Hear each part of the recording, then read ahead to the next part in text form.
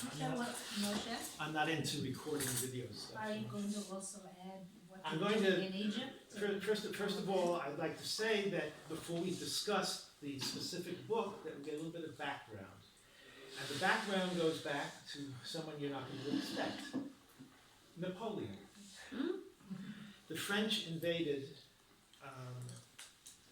Egypt in the late 1790s, and they wandered around and they caused all sorts of problems there. However, they started to do a survey of ancient Egypt, and their survey of ancient Egypt is is an amazing survey with hand drawings of a lot of things that today you see with photographs, but then of course there's no photography. And while they were in the midst of their scientific expedition, which was part of the conquest, the English invaded, destroyed their fleet at Abu Kabir, and eventually chased the French out of Egypt and Palestine, because all during this period, Napoleon went up to Akko, tried to take Akko, didn't succeed. Lots of people died from the diphtheria, plague, who knows what. And it was sort of like a prelude to his withdrawal from Moscow in the winter. But he decided to go back to France, became a dictator, and he left the army there to get back the best they could. At the time, Egypt was technically part of the Ottoman Empire, and the Sultan in the Sublime Porte appointed several generals to go there and fix up the situation and get the country back from the foreigners. And one of the colonels, or later a general, was a man named Muhammad Ali. Muhammad Ali was not an Arab, he was actually Albanian, and he He's not a boxer. insinuated himself into a leadership position, and basically he became the de facto ruler of Egypt, and he lasted quite a long time. He lived for a very long period of time. In fact, his oldest son, who inherited the title from him, only lived for about a year or so, and then the grandson took over, or another younger son took over. So, and in the middle of the 19th century, these rulers realized we are stuck here with the most backward situation possible, and we've got to do something to improve it. So starting around 1850, the leadership of Egypt started to import Europeans, including my daughter-in-law's great-great-grandfather. They brought in Italians and Greeks for the most part, and among the Italians, a lot of Jews came. There were Jews already in Egypt, but these people brought in a lot as well. Later on, as we know, some Ashkenazi Jews joined as well, and and that was the situation until, and then Egypt went into a crisis, because during the American Civil War, there was very little cotton available in Europe, and they planted cotton all throughout Europe, all throughout Egypt, and then all of a sudden the Civil War ended in America, and the American supply came, and the Egyptian government basically collapsed from debt. We get on in a few more years, and this Frenchman named Ferdinand de Lesseps, what was his name? He dug the canal, the Suez Canal. Oh, yes, him. Thousands of people died during the construction of the canal, and it was eventually inaugurated in the presence of some European royalty, including the Empress Eugenie, Napoleon III's wife, and maybe the Austrian emperor as well, I don't remember exactly. And everything was fine, but they ran into financial difficulties, and somehow the British got a hold of the stock, they bought it, and they realized this is good for us because now we have direct access to India rather than sailing around all of Africa. Fine, but the British insinuated themselves into Egypt. militarily as well as economically, and basically became the feudal overlords of Egypt, making the Egyptian government subservient to the colonial office in London. Now, this is where we start the beginning of the novel, around 1919. The novel we're discussing is actually part one of a trilogy. It's not, they can be read as three separate novels, but as the story progresses through all three of them. You open up with this woman in a house, and she gets up when she hears the midnight call of the early morning call, the late call of prayer in the middle of the night, in order to let her husband into the house. Who is this husband? I'm very bad at remembering names, but keep them here. All right, in the book, he's always referred to as Al-Said Ahmed Abul Jawad. Al-Said is just Mr. So you can drop the Al-Said, which in Spanish we know as El-Cid. It's the same word. Ahmed. Ahmed is a shopkeeper. His wife, Amira, is the mother of Amira. Amina, excuse me. I was talking to Amira today and I got into my head. Amina. Now, what we need to know, this is a lower middle class family. They live in their own house, which is a very, by Israeli standards, it's a palace. Lower middle class? I don't know, so I didn't get that. Lower middle class. They're lower middle class because, listen, you've got working class, you've got shopkeepers, and you've got the educated elite, and then you have the aristocracy. All right, so they're considered lower middle class. Okay. And they're not millionaires. Okay. All right. He was married once before. He has a son, Yassin, from his first wife, from whom he's divorced. And Amina he married her when she was 14 years old. Basically, just not quite an adult and not quite a child. And he bullied her when he didn't get his way. And he threatened her, and she learned to buckle under. Now, in this situation here, you have a typical religious Muslim family where the women do not go out of the house unless they're accompanied by a male relative. And even then, In her case, in the book, he didn't want her going out of the house at all, unless he took her to visit her mother. A couple times. Once in a blue moon. Okay, now, there were other children, Fahmi, Kamal, Khadija, the older daughter, and Aisha, the younger daughter. Fahmi, as we learn at the end of the novel, gets mixed up with the rebellion against the British and pays for it with his life. He's killed at the end of the novel, of this section. Kamal's a mere child. He's about, in the book he's like about, 8 or 9 or 10 years old, or something like that. And this is exactly in parallel to Naguib Muhfaz, because when the rebellion broke out in 1919, he was 8 years old, and he watched these things going on from the window, when he saw the British soldiers shooting the protesters with live bullets.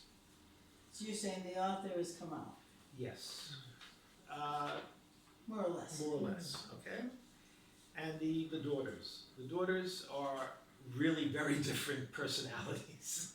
One of them is, I'm going to tell it like it is, but she's very efficient, she gets things done, and she doesn't put up with her sister's narishkeit. And she has a big nose. Oh, yeah, not the father's. She has a big nose in more than one. She has a good, yeah.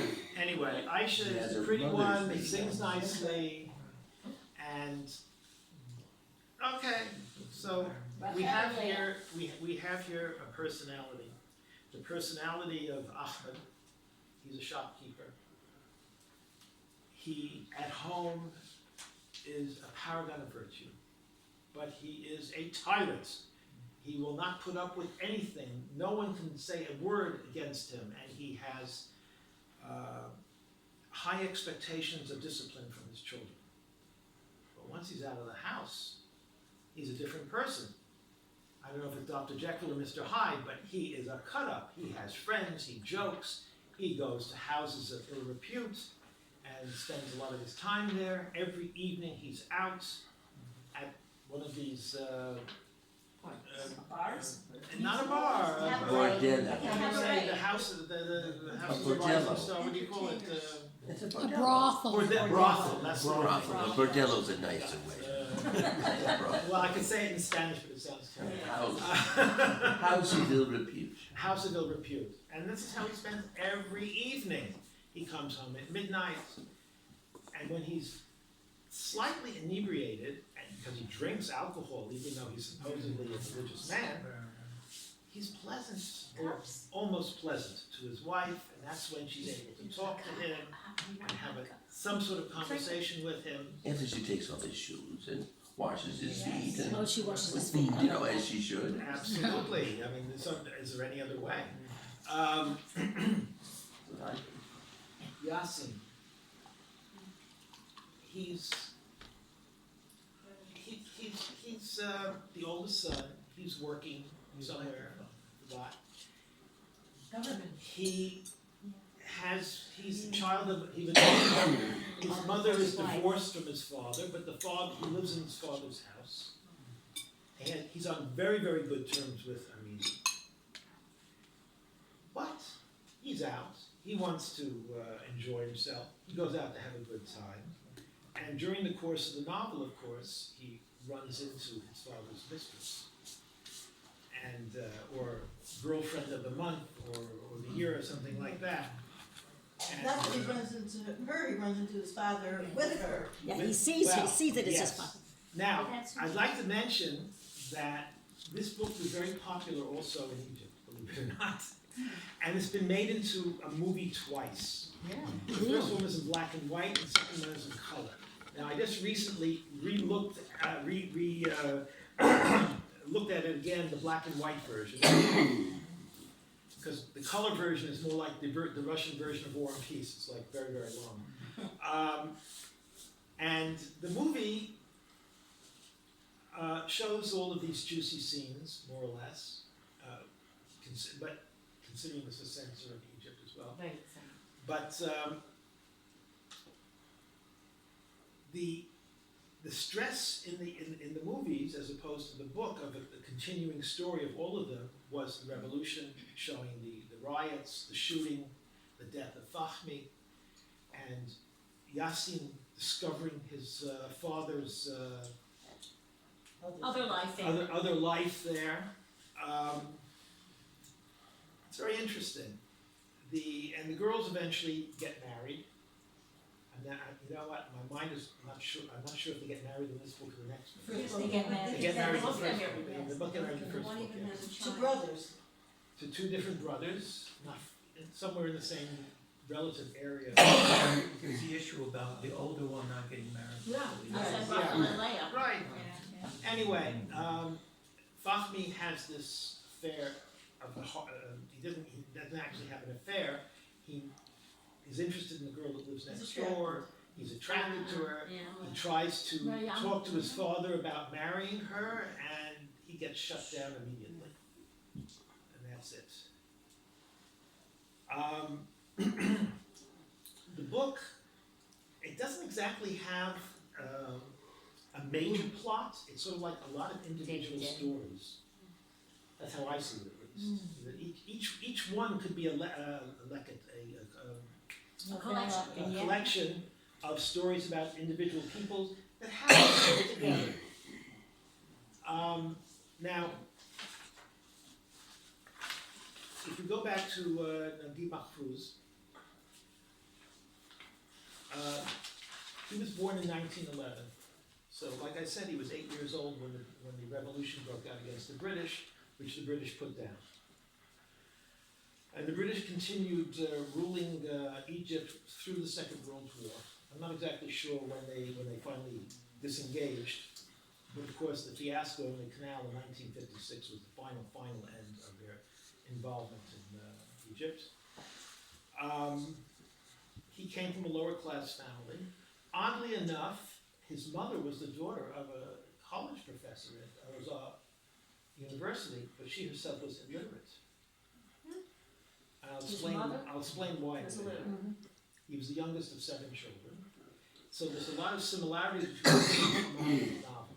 Now, why was his mother illiterate?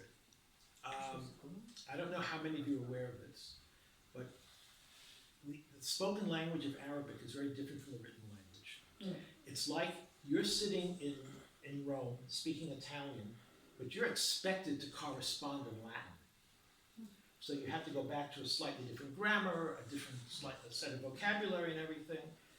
The difference is, and then of course in Arabic there are many dialects. Yeah. All right, Egyptian is considered a primary dialect because of the movie industry that developed in the 40s and 50s there. So they exported films all over. So everyone in the Arabic-speaking world more or less has heard Egyptian Arabic a lot, even if they don't Do speak they it. understand it? Oh, yeah. Yeah, it's not that difficult. Like to somebody who lives in understand. Morocco will understand the, Yeah, a Moroccan will understand Egyptian Arabic, and an Egyptian will never be able to understand a Moroccan because they put in Berber words and French words. The Friday afternoon movie here was always Egyptian. Yeah, right, but that probably had Hebrew subtitles, or not. Oh, no, it was from Egypt It was itself, from right? Jordan. Oh, from Jordan, so it didn't have subtitles. It was a movie Lamit Kadmin. Naguib Mahfouz himself worked in the civil service, as his father had before him. He graduated from what became Cairo University in 1934 with a degree in philosophy. He started to work on a master's degree, but left it because he started writing. He had a very, very long and prolific writing career.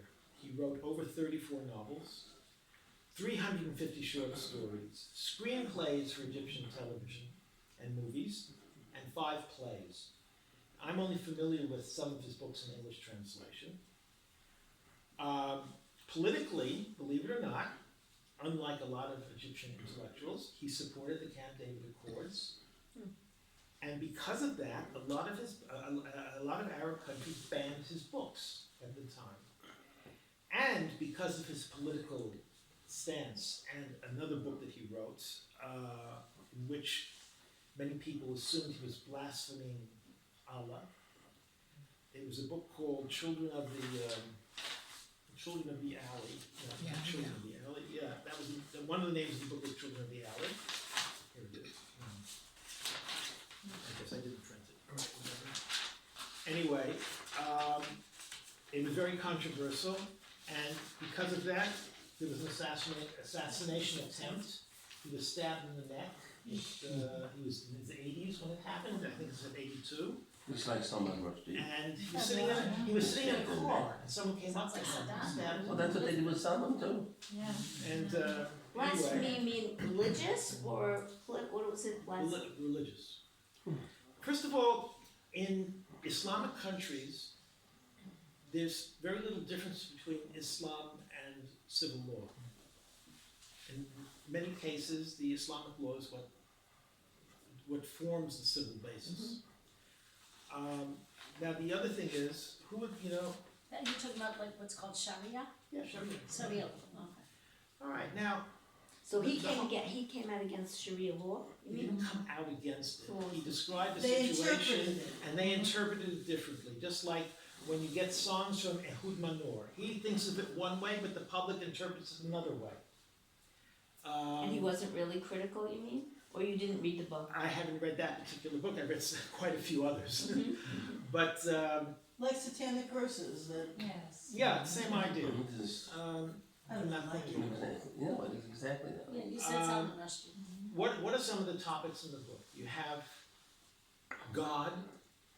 God is in every third sentence that's uttered in these conversations. Inshallah, is God willing, or something like that. And it takes away from personal responsibility. in one of the opening chapters of the book, Ahmed is dealing with this partially blind sheikh that comes into his store, and they're having an argument about his morality. But he's justifying it, you know. All right, how bad could it be that I drink a little bit? All right, I run around with women, God willing, you know. He says I only have 2 Averas. That's how he had And then, No, he says drinking and sex, and that's and then, well, the next thing is sex. In the book, men can get away with doing practically anything. What, a woman? God forbid. Yep. This is the way it is. All Well, the way he through the was, you said he was born, the book, the story takes place in 1918, 1990, because it's toward the end of the war. The First World War Not hasn't that, ended yeah, yet. but the British are still occupying. Right, I know, Right. afterwards. No, but I'm saying when it starts, the war, World War One, It's is still ended, going on. yeah. and then this book was written in 1956, Right. and he lived to 1988, so interesting what was No, going on. he lived until 2006. No, I'm sorry, 1988 he won the Nobel Prize, sorry. In 1956, I was thinking, this book was when this book was published. What was going on in the Middle East at the same time. All right, Was the Sinai campaign. he was Egypt. initially a supporter of Abdel Gamal Nasser, but he became disillusioned, that's a good word, yeah. disenchanted. Disenchanted, That's disillusioned better. later on because of Next. the economy going fakak. Yeah. So, but he supported Sadat when Sadat went to Camp David, and then he paid for it with the banning of his book in many other countries.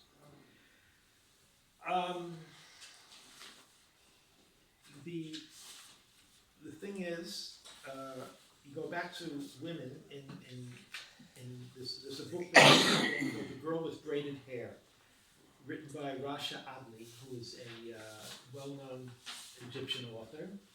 And this describes the situation during the Napoleonic invasion and everything.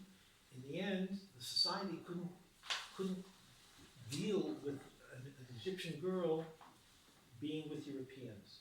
So in the end, she's killed. Other writers here. This is a That was the author or the story in the book? I'm sorry, what's Where the question? Egyptian, Egyptian woman is with British. That's in a different book. That was a not right. In a different book called the Braided Girl with something. the Braided Hair. In another book, you have the Magnificent Convent of Cairo. This is a book that was written by Adel Kamel, a friend of Naguib Mahfouz, who actually wrote a foreword to the book. And again, you're talking about shchitut, corruption in society. So he's not the only author that deals with the problems. There are a lot of Egyptian authors who are dealing with various problems. The Hashish Waiter, which is a book I'll eventually finish, is about a guy, you know, just a poor guy, and all the problems he has to deal with. Just These to, books you're reading in Arabic? in English. I can't read Fusha. It's too hard. It would be like sitting down and trying to read, being able to read a book in Spanish and trying to read the same book in Latin. It would be Okay. very, So very this difficult. book was translated, the one you're talking about? All of the books that I have, I've read in English translation. The authors deal with this. Now, I had a conversation recently with one of my Arabic tutors who knows that I'm Israeli. He's a highly educated person. He has a Doctor of Philosophy degree in history. And I asked him about the situation of Egyptian women in Cairo and Alexandria today, about this business of being cloistered in the house and everything. And he said, it's almost unheard of today. But not in Said. What is Said? Said is Upper Egypt. Where, Not Said. in Luxor, Luxor, where we Aswan, spend the winter. Minya, the villages there. And we have personal knowledge of this. we were in a situation in Luxor where Carol was sitting next to two women, one of whom owns a store, and the other woman said to her, "I know this widow who does beautiful crochet work or embroidery. What does she do? Something Yeah, like that. tatting, all sorts of lace work. And she has a lot of nice stuff that you might be able to sell in your store." And so the shopkeeper said to her, "Well, have her bring it in." So the woman who made the suggestion said, "Well, there's a problem. She's a widow. She can't leave the house except on Fridays when her 13-year-old son isn't in school because he has to accompany her wherever she goes. And what would happen if she would go out of the house without a male accompanist? Her father-in-law, go back to the Bible here, would probably beat her or kill her." Yep. Remember the story of Tamar? I'm going to a shira about that tomorrow. I never understood the story. But, no, in the story, it's very moving. I don't know, I was on the edge of my seat when she's finally, he goes, when the cat's away, the mouse will play. He goes away to Aswan for 2 days, and right away, the son says to her, "Mom, this is your chance to go to visit the shrine that you've always wanted to see." El Hussein, yes. And she goes to the shrine, and of course there's an accident, and then they have to explain to the father when he comes back that she's completely indisposed because She got hit by a cart, right. or something like that. Yes. And I actually know the place, the shrine of El Hussein. It's a very big mosque in that particular neighborhood. The neighborhood's a real neighborhood. It's described there. What does it look like? It looks like an Egyptian mosque. No, the neighborhood, what is it? It looks tired and dusty. It looks like old Rundown? buildings. Isn't all of It Cairo? looks, that's the problem. Everything in Cairo looks run down and dusty. Even if it's only 10 years old. You're right, he actually went to either Suez or Port Said, I don't Right, Port Said, I don't Port remember, Said. not Aswan. And, But the young people who live in Cairo have never been across Cairo. They know only their own neighborhood. We had that, right, Waiter. we were on the other side in Mohandasim. And we were in this hotel where we could get some food that wasn't too treif. Salad and Greek salad and food and something like that. And so the waiter started chatting us up. He wanted to practice his English. So on the spur of the moment, I said, he said he has his day off tomorrow. So I said, "Well, why don't you come with us? We're going to go to Han Khalili." it's So the we go. big market. And I figured, here we got this guy, he speaks English, he's a native of Cairo, and he'll get us around and everything. I knew more than he did about the area, because he never left his neighborhood. He lived like 2 kilometers from where he worked, and his mother held him like this. He's like 19 years old, he hadn't gone to the army yet. And she didn't let him travel all around and everything. But even the Palace Mall is not in proper Cairo. They talk about going into Cairo, Well, and then it's The, a neighborhood. at the time, you see, Cairo was a very small city. Yeah. But to realize in 1800, there were like 2.5 million Egyptians living in Egypt. And the population has exploded exponentially in the past 75 years. I think when we were kids, there were like 40 million people living in Egypt, 35 or 40 million. And today there's 103 million. Whoops, there's another one. I was in a cab. I don't know if it was with Carol or not with Carol, and I was on this road near Alexandria, and it's a highway. It's supposed to be a high-speed highway, and this guy's running across the highway, and I'm saying to my, "Oh my God," because I thought the driver was going to take him out.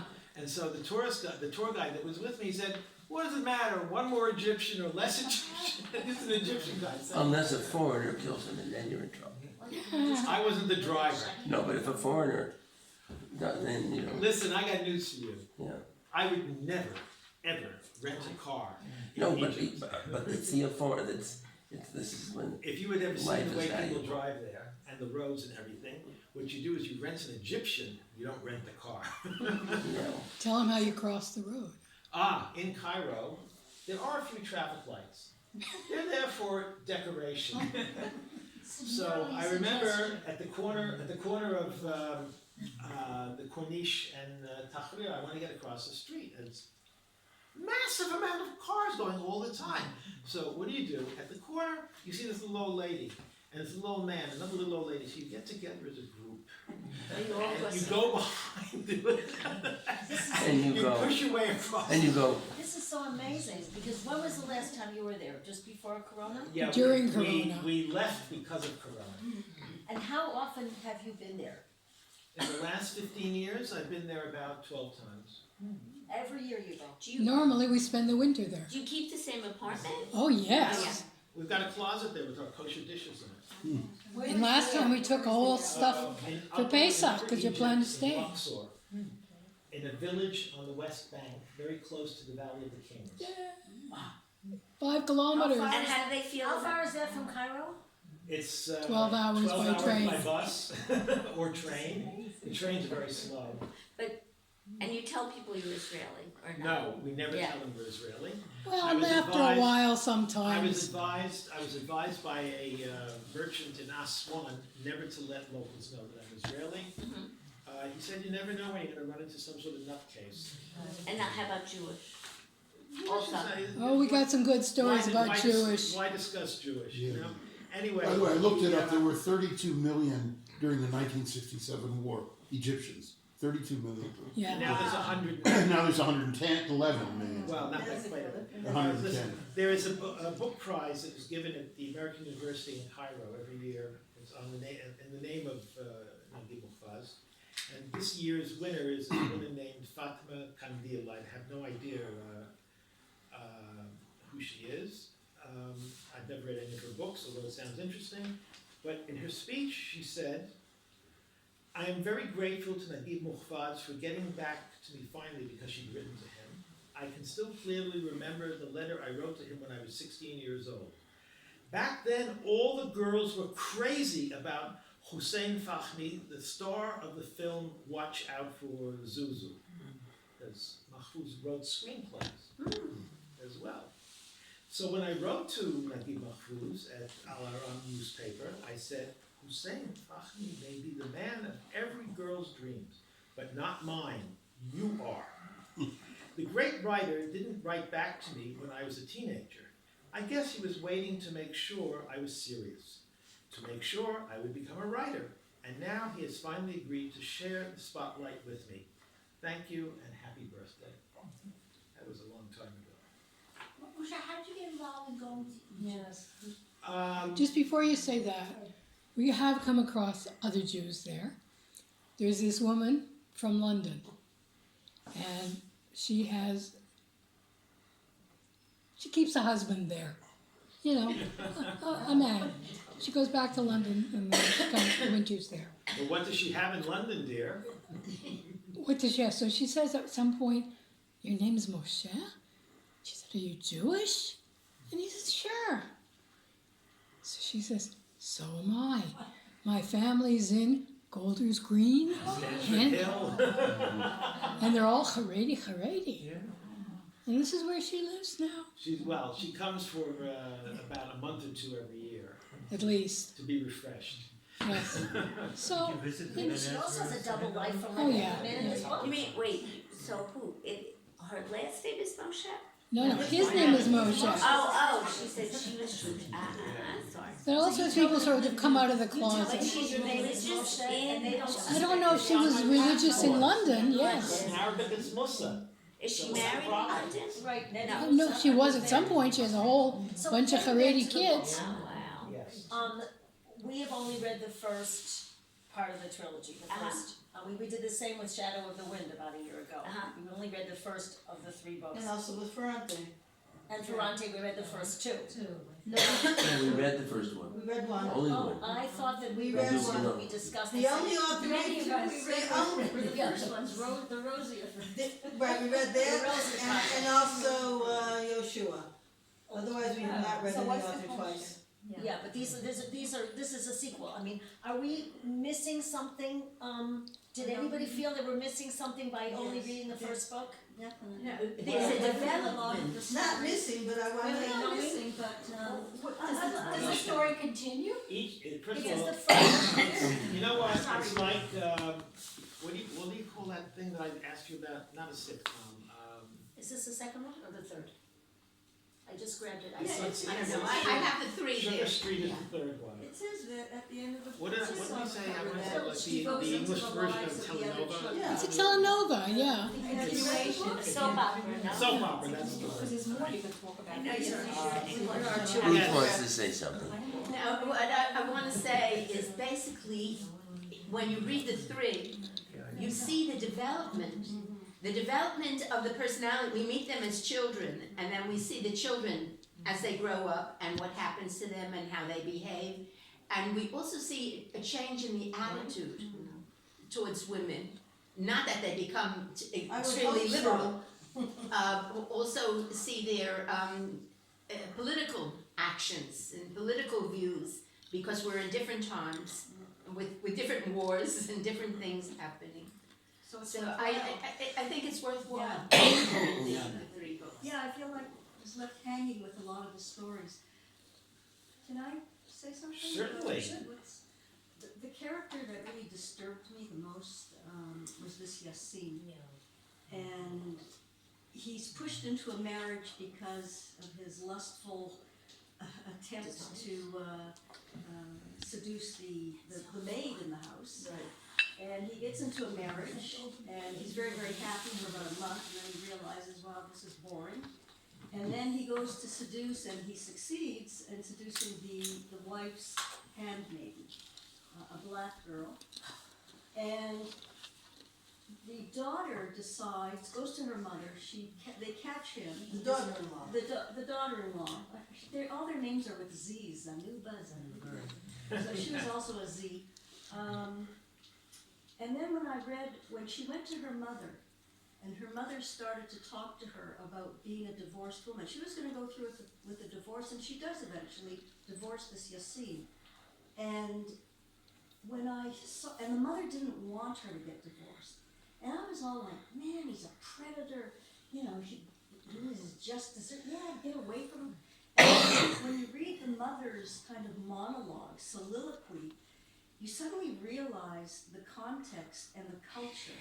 And it's like, you're not into 2022, you're in Egypt, circa 19, and this is how they thought, this was women's status then. And at that point, when I realized that, I was thinking, wow, the mother makes sense. Even though this Yassin guy is like really bad news, but to understand that the cultural context of where women were at that point. And especially a divorced woman. A divorced woman. She was as low as you could get. But and also just another part of his character, this whole thing when he goes back to his mother the first time and he blows it with the inheritance, and then he revisits her when she's on her deathbed.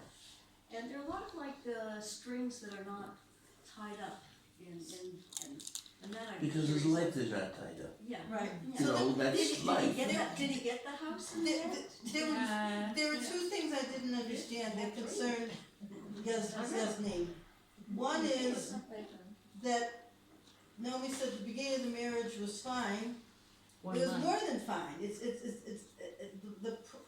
I don't understand. They go out together and they come back, and Ahmed, the father, is upset that he took his wife out, and somehow that seems to change the relationship. He had been happily married for a month or so. He took her out with him for some entertainment, and then all of a sudden it's boring. I mean, how does that change? And she came from a family where this was accepted. Going out. Right, She came from a more liberal family. So I don't So- understand the change, and the other thing I don't understand is his relationship with his mother. That he's unhappy because she remarries, and I don't understand why that's. Well, he got kicked out when he was Yeah, yeah. young, he was 9, and didn't come back for 11 years, and Okay, went to live with the father.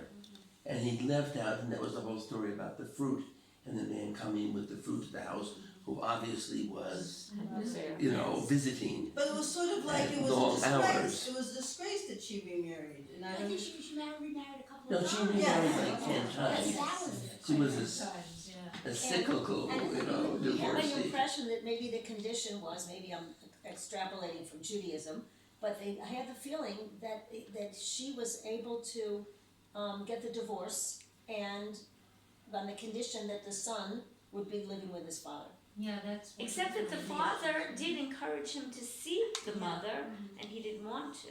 I don't know what happened Right, then. Moshe, do we know She anything didn't have about to He agree. abandoned. That was the divorce law. settlements? What? No, Did it's children not. stay with the The father? father son made goes it now. with the father. The mother. And you know what, Which was that was the law in England also. That's what I'm Yeah. asking, Ruth, yeah. He sent him. That was not because of the unusual, in money. other words. No.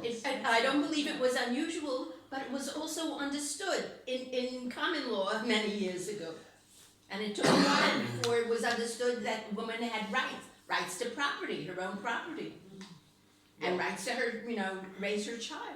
Well, first of all, divorce in England was very, very uncommon until the late 19th century, and that was only in the aristocracy and the upper class wealthy people. Henry VIII. No, I'm talking I about know, the I coast. know, I know. It just But had to. the poor people couldn't consider getting divorced. They couldn't afford to. So something else about Yasmin, I was struck by when I don't remember now if there's some sort of, in the Catholic world, where you do penance, and he prays for mercy and something else, but he doesn't pray for tshuva, I forget what it is, right? Yeah. Because he says if he does tshuva, then he has to give up. So he just hopes that God will forgive him. Forgiveness and mercy is hypocrisy. That's just such a wild idea, right? And forgive me, have mercy on me, but I'm gonna keep doing it. But this is the whole thing, the whole perspective that we have, and many people have, and even Catholics have about Catholicism, is that you confess, you go to the priest, you confess, you pay your penance, That's what I'm and then thinking, you yeah. basically go back to whatever it was you're doing. Yes. But they're psychologically, they're supposed to have a good psychological feeling rather than other people who keep it in, who don't confess. That's kind of catharsis. Yeah, I think that was the sense that. I mean, look at his role model, it's his father. For sure. So. Yeah. You know what else is Nothing curious, his surprised wife us. was expecting towards the end of the book when the younger daughter gave birth. And we hear that the baby is not going to even make it through the first year. We're left with a lot of things hanging. Do they get resolved in the next book about the children and the grandchildren? You see, it's all meshed in my mind. Now, don't tell us, some of us will read. And they were only written Everything gets a year later. resolved in the end, right? Books 2 and 3 were written the year after. I just checked. Can- 1956 is this one, and the next 2 were written in 57. So Well, they they weren't must have been written, they fresh in were his mind. published. You have to realize he was working Yeah. in handwritten manuscripts, or possibly hand-typed manuscripts, and he started working on these in 51 too, something like that. What do you mean, handwritten, they didn't have typewriters or Sure, anything? you have typewriters, But many writers still. do you know how difficult it is to type on an Arabic typewriter? No idea. I have enough trouble with writing Hebrew. No, Hebrew is nothing, it's easy Yeah, to. Arabic has different forms, Arabic another has letter.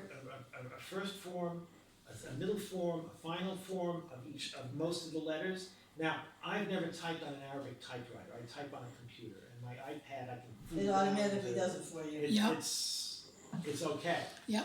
But I even got up to 15 words a minute once in Arabic, I haven't really tried since then. A lot of it was written by hand. Yeah. That's why they're called The manuscripts. comment about, the status of women then and there, it's not over. There are places in the world today Why you where today? women Why you Taliban? are subservient, are expected to Yeah, submit that's true. to what the males say and do. Just wait for 3 weeks. It's not it'll over. be better. Was it any different in a lot of the Chatzavim of Yeah, Sherry. That was my point, it's So not, so it's wait, not then and there, Yeah, but but I think that is, the women choose this, where, the neighborhood that I moved out of, there were families, not a lot, but a lot of, women, and they were English speakers, there were more Americans that were dressed like that, they were dressed really like, At the Shador. like the Shador, and Well, the those are the children cake were ladies. were as well. And in fact, near Givat Ram, there was a lovely mother and daughter that would be at the bus stop during the summer. She was taking violin lessons. She had a violin. Apparently, she was going to the music academy at Givat Ram. And I think the difference is these women choose this. They choose that. It isn't always. A lot The of thing them, is I think they grow up that way. They grow up that way probably. Definitely. No, but they grow up that way and they No, choose. yeah, and not going out, but looking through, you know, on the That's part of it. Right. Well, let's, That even in each. And they Your made father- it more extreme. your It father- isn't like Mea Shearim women and people in my former neighborhood that were Sanua Yeah. and wore whatever they wanted. This was, I mean, even to Those were, Haredim the was like, cake. But what's, Where I the was gonna say, cake what's is. happening in the Gulf countries, like Yeah. Saudi Arabia, exactly. although there's some reform now, is far, far different from what you see in Haredi neighborhoods. oh, certainly. There, these women, and I've been in the Gulf countries, and they'll have a party where only men are coming. The women are put in the back room of a house. You never see them ever. They don't come out. here too. No, You go to they we- you go to Haredi, the weddings women and- are seen. You They're go to- seen. And It's not that way. They may cover themselves and be modest, but they're seen.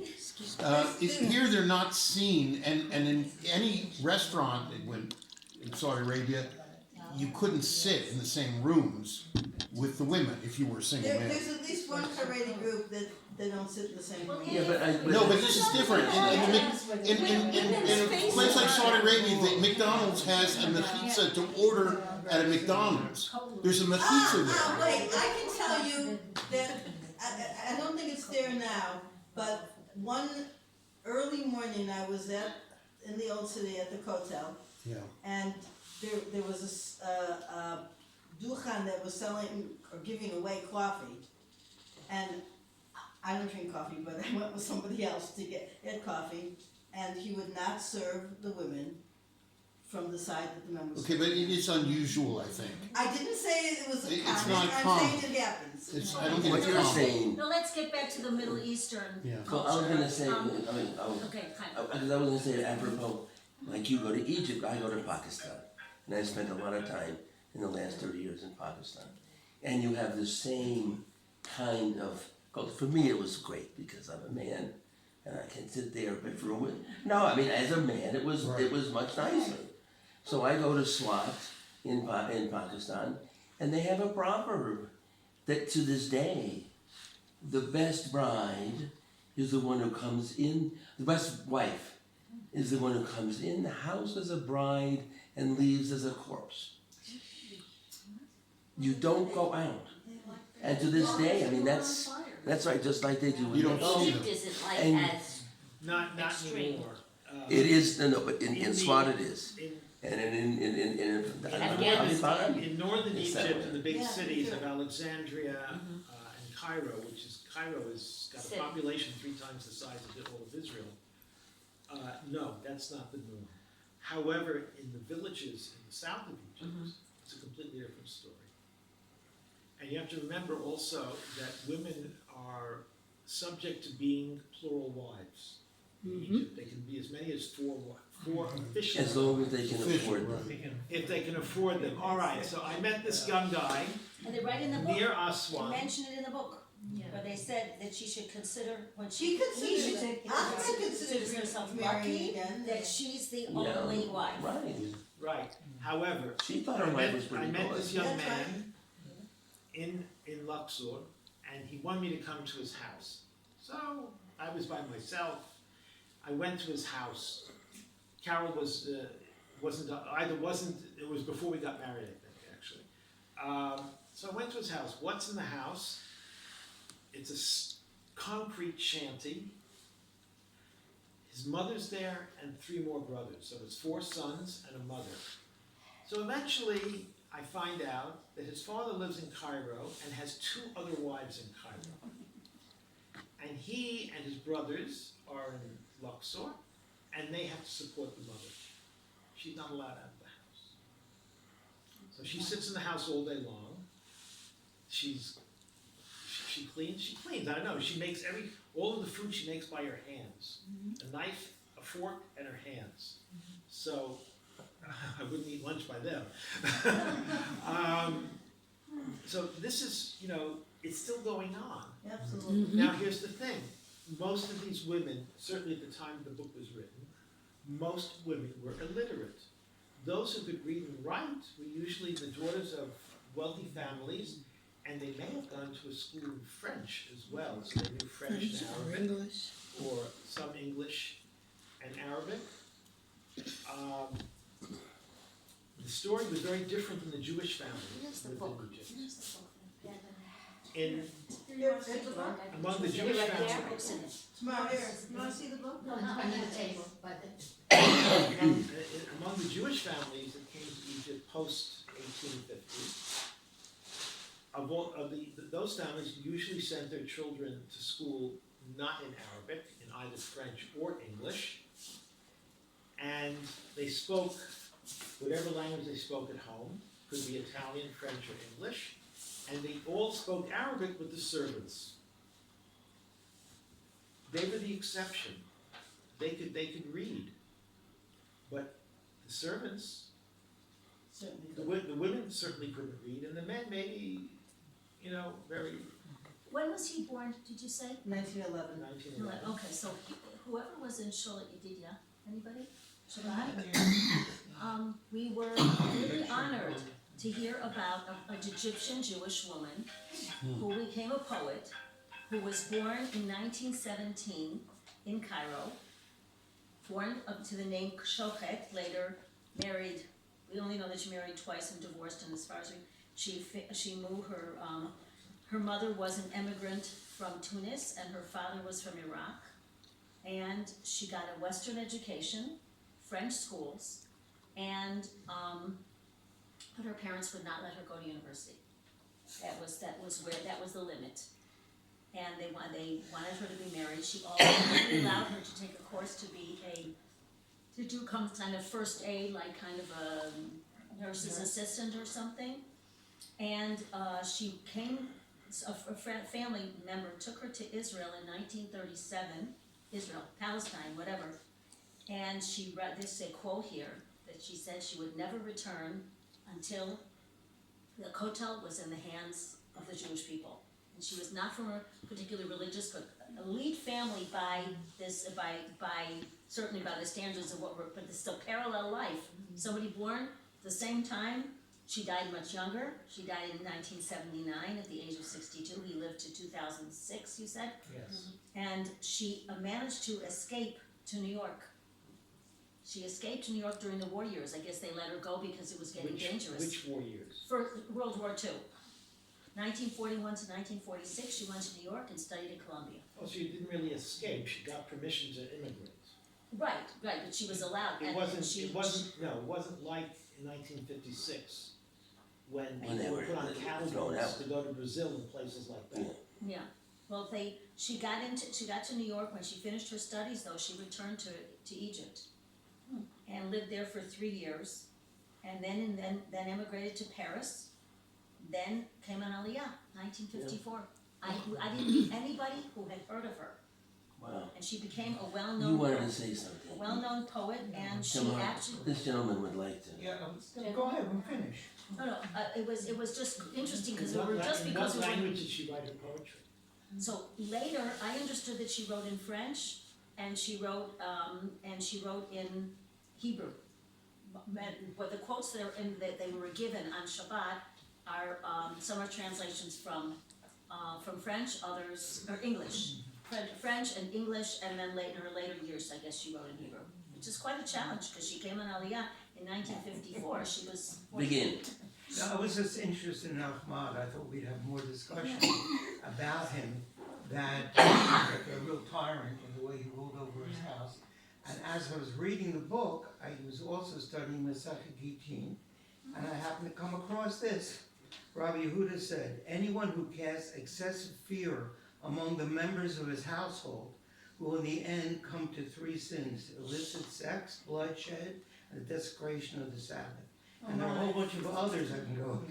They say the same thing, and that's exactly what he was. You know what's And amazing yet the same about thing, Ahmad? he provided it though. Yeah, he did provide. He for them. provided this very good life. Even though you say he was lower middle class, they had a very prosperous house, they had multiple rooms, Yeah. they had food, they He was a provided for their tyrant. servants. Ruled the house.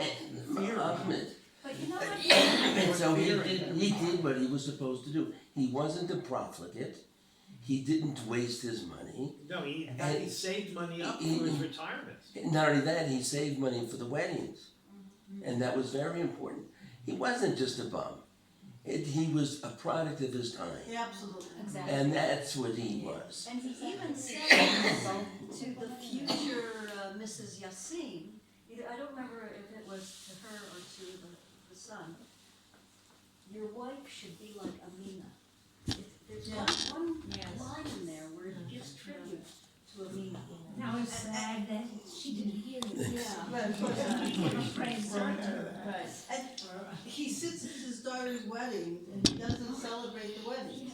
He's like off to the side and Doesn't he pay for Because he felt he had to keep up his appearance. his appearance. And he felt Yeah. if he was too familiar, that they would take advantage, they would not behave well. His kids. And I can tell you, I had a stepfather the same way.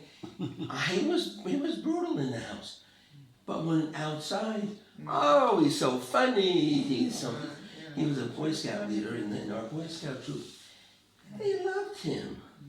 But it was that same kind of, it was a very Germanic demeanor, very much, you did not talk at the table, you waited until everybody ate, and but outside, yeah. But what tore my heart was when she had the accident. And then he was somewhat understanding, respectful. I said, well, the guy's coming around. And then the next day, he kicked her out. He sort Well, of she Hello, she ran away. Again, what Chaim said is, he was a product of his time. Yeah. That's what you do. And if that got around the neighborhood, That she disobeyed that would be horrible. With which, if we can segue into the neighborhood, which is what I found the most interesting thing about the book, is the description. Just like in The Swimmers, what I really liked about the Arab house. No, to me, and when I reread it, I read it 40 years ago, I just loved the idea of them in the house and the women behind the screen, and they watched everything, the roof, and that she had the roof on, and she could see everything that was going on. So it's the same thing when I go to Karachi. My friends now live in very posh neighborhoods. They go over to a place called Soldier Bazaar, and they talk about this. And they talk about how during Ramzan, they would come around and wake everybody up, and there was a guy with the light. And the same thing here. They talk about singing out the thing, like when we go to Machane Yehuda, and they're talking about the fruit. To me, his descriptions are incredibly evocative. I can see it, smell it. It's not a rich neighborhood. They say that there's potholes, it's not so, but people knew and took care of each other. And that was the old, and your neighborhood was like that 40 years ago when you moved there. And so my son-in-law grew up in Beit Yisrael, and he said and it was a mixed neighborhood right next to Meir Shari, between Meir Shari and Megula. And people talk about it. And I have a friend in Cleveland who grew up in that neighborhood, and she said they lived next door to the yeshiva, and her fondest memory is listening to the yeshiva boys on Friday night sing, and on Shabbos. And I think that's what Mafuz, for me, had captured absolutely. I could taste it. Couldn't you taste the food and taste The the... coffee hour was Yeah, all the coffee, that was wonderful. And Kamal, when he talks about, and how he had the And how he with his brother, and they had this game going on, and you know, and who would eat. But you saw that, and the father took the best, and then the kids would sort of scrounge for it. So when I was in Pakistan, and I didn't see the women, and I stayed with the ruler's family in Pakistan, but the men served. Would bring out the food. The women were totally, except in the very high society, those people came out. But you didn't see the servants. But I said, one time we were eating and there was food left over, and I said, oh, would they be upset we left the food? She said, no, they'll be very happy they have something to eat, because that food you don't need is going back to the kitchen, and they're going to eat it. But at the same time, one of my first trips there, I went back, and my friend in the States, I stayed with her brother and her mother said, she said, oh, I heard from my mother. They all liked you, and she thought you were great. I said, but I never met her. He said, no, but she heard from the servants. And she looked out from the window in the curtain, and she said, you behaved so nicely, and and that was it. And Mahfouz captures that. There's Just something brilliantly. else he captures, and at the risk of being very controversial, again, going back to Yassine and this lusting after women, like the idea of beauty being huge and not Pocaturitas. yeah, and his uncontrollable desires, and it gave me sort of an insight into people in. Because they're You know, repressed, I guess maybe it is the repression. They are. In our society who say cover up and beat Sanua and be this because otherwise it'll lead to, and I'm thinking to myself, I have this conversation with my husband all the time, and he says, what, are they so lustful that they can't see anything? Because That they're not allowed. because of the repression? Yeah. They have imaginations. They do. They use their They use imagination. their imagination. Great. And That's a that's wonderful what- thing. I know. In the marital thing, But you talk outside, about the Gulf they states. can't control it. If you go to a Gulf It's so state, overwhelming. in It's Jordan, so overwhelming. Yes. women Young, he's immature, actually. So do not go out with wet hair. Keep describing Because the him. assumption Yeah, is yeah, they were Very prostitutes. immature. Oh, Yeah. that's, yeah. little things that we don't even think about. He took his But the way they father's describe MO. the building and up just of this put one lustfulness. step. Now, I'm curious about this is a very specific time where the men were the rulers, women were stay at home.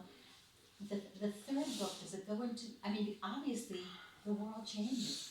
What happens to this guy because he wants everything just the way. Well, he's gonna be put out of So business by what happens Walmart to and this stuff man? because Okay, his I wanna read it, I wanna read it. No, but his little shop I'm curious. is no longer because the big shops push him Can out. he handle it? And the things he did, it wouldn't fly now. In the But end, we have he this Because show people were in the downstairs. neighborhood. he retired. But people were in the neighborhood, Retiring, does he accept But his certain shop things? Does he was forgive that accept the neighborhood, culture? and everybody went there. No, he can't. They didn't go anywhere else. They went to him It was the case, no, but it was the case. with the flies on it. Much of society has changed in the last In that 100 way, years. in that way. From And yet we also women changed not, back. women So not in 3 voting, weeks, you're gonna see another change. No, but the mom and pop shops, even in Israel, 20, 30 years ago, everybody Right, shopped in their Makolet. makolet. When I came to Israel 23 years ago, they did something crazy, and which for me was crazy. One of the teachers couldn't come, so they changed the whole schedule. The kids got out an hour early. I Right. come home from Yeah. the university, my daughter's sitting there dehydrated, and because she didn't know what to do. She walked home like Yeah, the second time in her life. I think I She saw didn't know that what to do. And then I said to her, well, I really should have given you something extra. She said, I didn't know that they were gonna change the schedule, you'd be home an hour early. And I went to the Makolet and I introduced my daughter, I said, if there's ever an emergency, his name was Gadi, and he said, well, of course, everybody does that here. People come And in why? and they Because they just leave a still do it. fine for it. Yeah, In the Haredi schools, my grandchildren constantly They had. will come, Sunset oh, we're takes getting out early because of this, we're getting out early because it's Rosh Chodesh. They don't have they tell anybody, The most brilliant. but somehow there's a connection, but my daughter's not in it. And so that's a No, sort but of, think about being able to go into the store and the Makolit owner but they knows can you, still. and you know him, and the kids know them, and they're familiar. Now you go into a supermarket, I didn't grow up that way, cause I grew up in suburbia, No, but but my if dad you're- grew up in New York. Tamar, don't be so naive, Proviso, my kids went to Paula Ben Gurion in Rehavia. Paula. And sorry to say, the Makolit man there was a bit of a predator.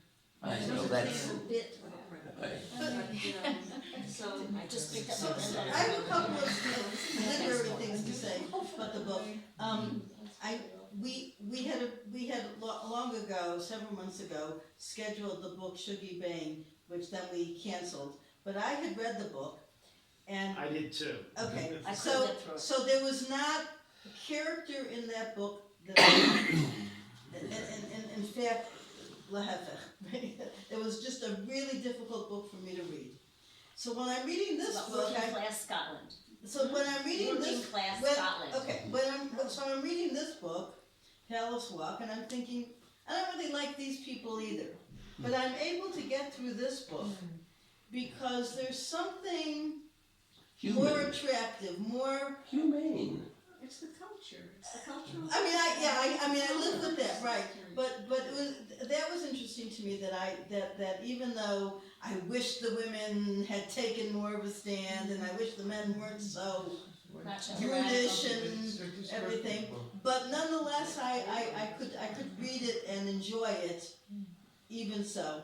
But I said earlier also something else, that I had a strong sense at several points that this was a translation, that I sort of, I mean, it's pretty obvious. Well, it was said so in the beginning of the book, translated. No, but that, first of all, About Jacqueline Kennedy, did you see that?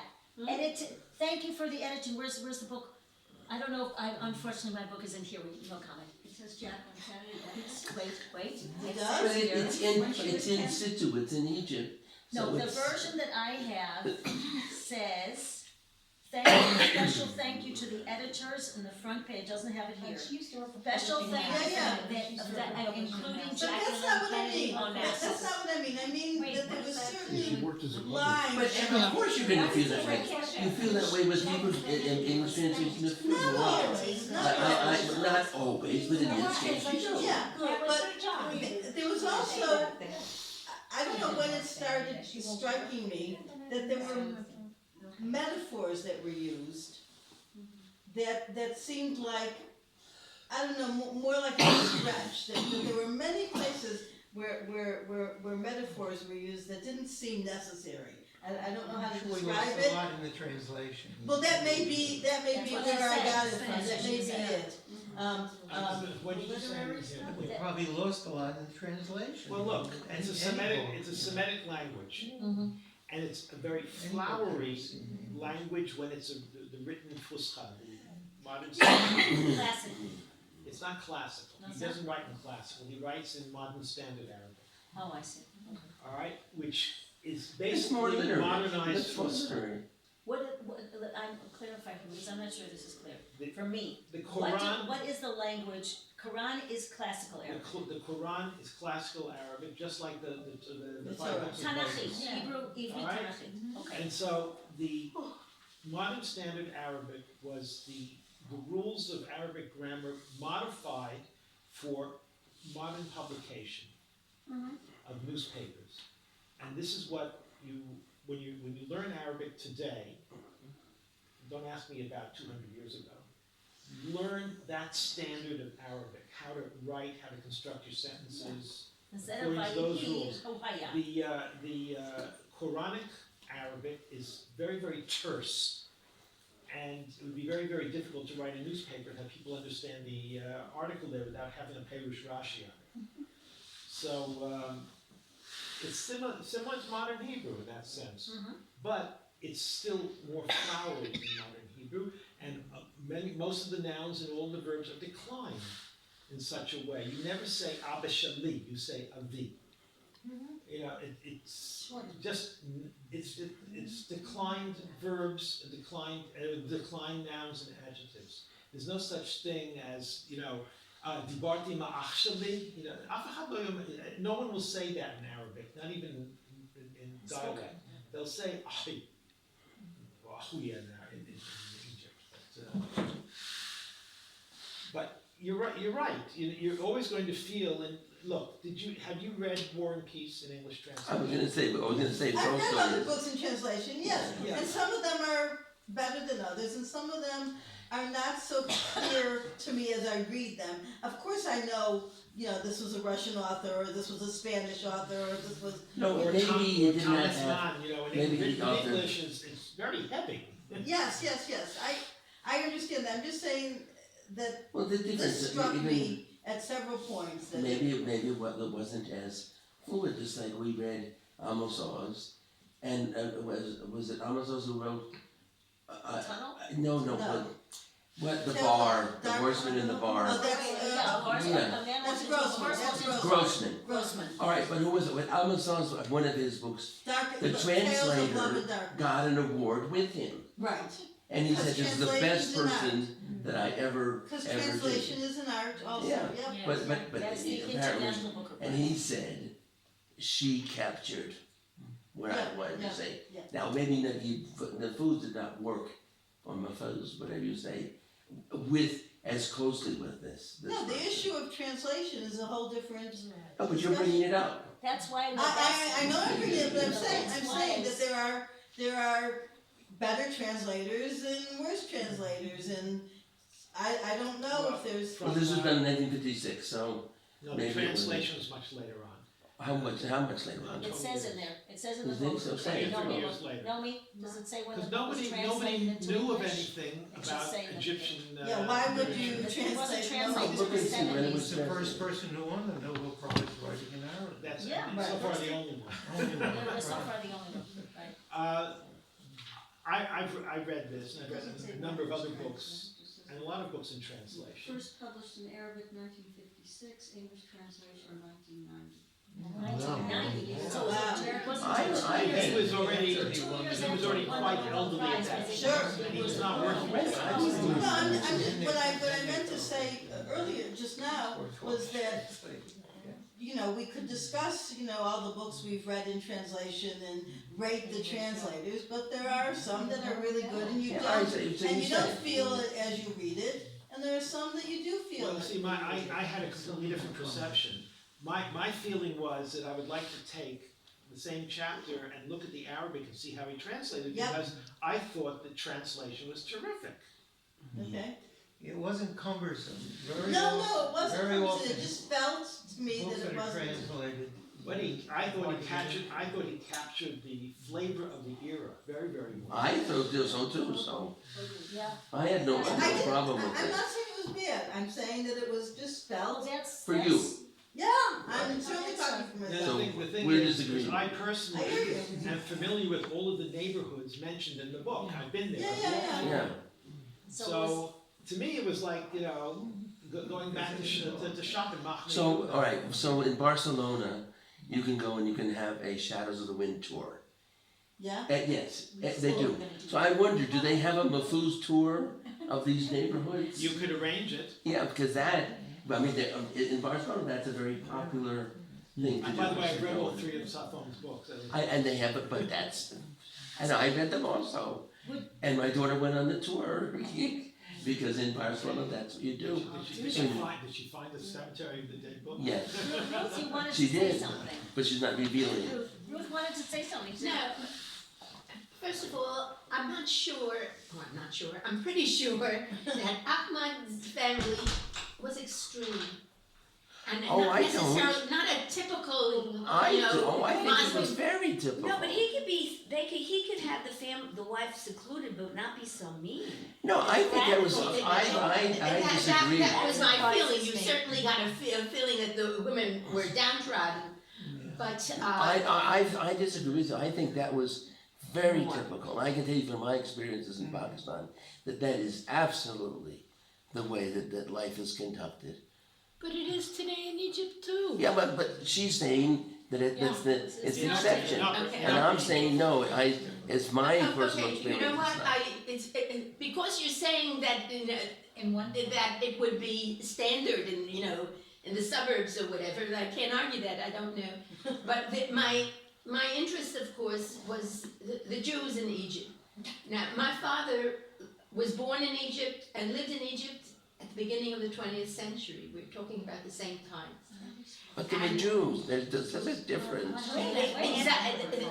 Obviously, and thank God they were different. Yeah, I mean, but I'm saying, but the Jews lived a different life. There's no question that, and thank God that was the case. Yeah. However, unfortunately, I don't have a full picture of what it was like because I never asked the right questions and never got the answers. Yeah. But I do remember my father saying that a woman wouldn't go on a date with a man, just the two of them. There would always be a chaperone. Of course, but that was even, And That's the way it Even in is. the when you grew up in Borough Park, wasn't it that way? 100 years ago, in Borough Park, no, we didn't have chaperones. but 100 years But ago, they do now. No, when I My grew up. grandparents were in New York 100 years ago when they were young, and they did not have chaperones. In New York, But there was in some places. when my wife came for the first time to visit me before she was married, she stayed across the You street. know, I She can't was say I staying. remember exactly, but some of it was my family. No, but it's, It's a But there were the different, Sephardim, yeah. and there were the Ashkenazim, yeah. and they were also different, Yes. in their behavior. Yeah. And my cousin always tells the story about the fellow that was interested in her grandmother, at the time. And her grandmother was 16 and apparently very beautiful, and this fellow came and he saw her, and the family said, but he's Ashkenazi. You can't marry an Ashkenazi. And Ashkenazim didn't do that with Sardi. Same thing with, There's a movie about that right now. Ben Avi, Ben Yehuda's son. It's all about Hasidim. Yeah. He had this love affair in Jerusalem here. Okay, but I do know the women were educated, thinking of the women that I knew. My father was one of 4 sons, so, but certainly the way they behaved to the women and when they told But that was, like I say, it was a Jewish thing. They knew languages. It wasn't just the Jewish thing, We'll be it was discussing that they as- were the non-Egyptians, you see. Yeah. They were. And I wonder how the they cops were a foreign were. element living Huh? in Egypt. I wonder how the Many of cops, them didn't have they- Egyptian citizenship. My father didn't have Egyptian citizenship, and he was born there. Right. And you know what? Going through his papers, I saw how did he come to America? He came to America with a laissez-passer, not with a passport. Yes.